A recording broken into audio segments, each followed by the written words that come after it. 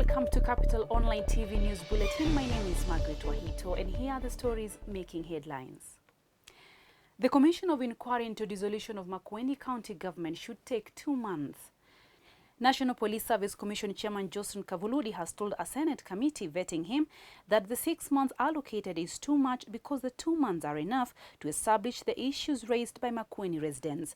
The Kipchumba Murkomen-led committee is vetting all the members nominated by President Uhuru Kenyatta to sit in the inquiry commission, including lawyer Mohamed Nyaoga, who was proposed to chair it. I believe we do not need more than 2 months. We can do this comfortably, even in 1 month, 1.5 months, if there is the seriousness of purpose, so that there is also no anxiety among the people of Makueni as issues hang in balance. We like them to feel free that their matter has been resolved. Head of Public Service Joseph Kenywa is now urging government agencies to work together in eliminating corruption. Kenywa, who spoke at a workshop organized by EACC to come up with ways of fighting corruption at border points, says unless there is unity amongst government agencies, corruption will not be eliminated.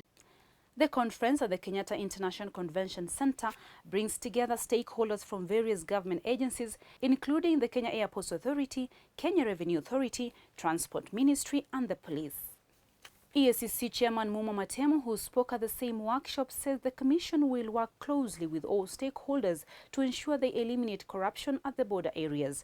The conference comes a day after 100 Ethiopian aliens were arrested in Tasia Estate in Nairobi en route to South Africa.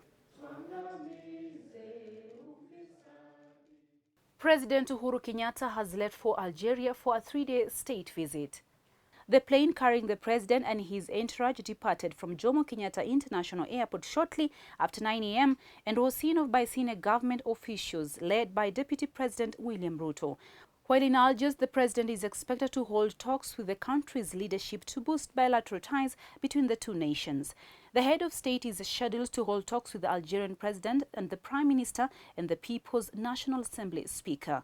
Kenya and Algeria enjoy cordial relations and have forged partnerships to push for Africa's agenda in the continental and international scene. We are the first team from London to win the Premier League. We are the first team to complete an entire Premier League season unbeaten. And now, we are the first team to introduce a debit card for our fans in Kenya. The Imperial Bank Arsenal debit card is here. Earn redeemable Ghana points and enjoy exclusive privileges and incentives. Visit your nearest Imperial Bank branch for your Imperial Bank Arsenal debit card. Imperial Bank, looking after your interest. And in business, Kenya Power will invest 10.5 billion shillings for the construction of 36 new substations. Kenya Power Managing Director and CEO Ben Chumo says the new substations, to be located in 23 counties across the country, will help improve power supply to customers as well as provide capacity to support economic growth. Chumo says this move is also in readiness for the injection of additional power generation under the 5,000 megawatts Vision 2030 plan. He says the substations are financed using the company's internally generated funds and borrowing and are implemented under the Kenya Electricity Modernization projects.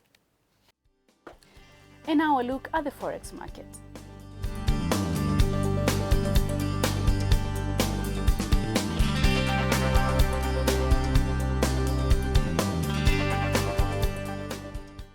And from the sports desk, a meeting between Sports Cabinet Secretary Hassan Wario and MPs has been postponed. The meeting with the National Assembly Committee on Labour and Social Welfare was put off to next week due to lack of a venue. Wario had already arrived at the County Hall as requested by Nakuru Town East Member of Parliament David Gikaria, but the chair of the committee, David Were, had to postpone it after finding the venue had already been booked.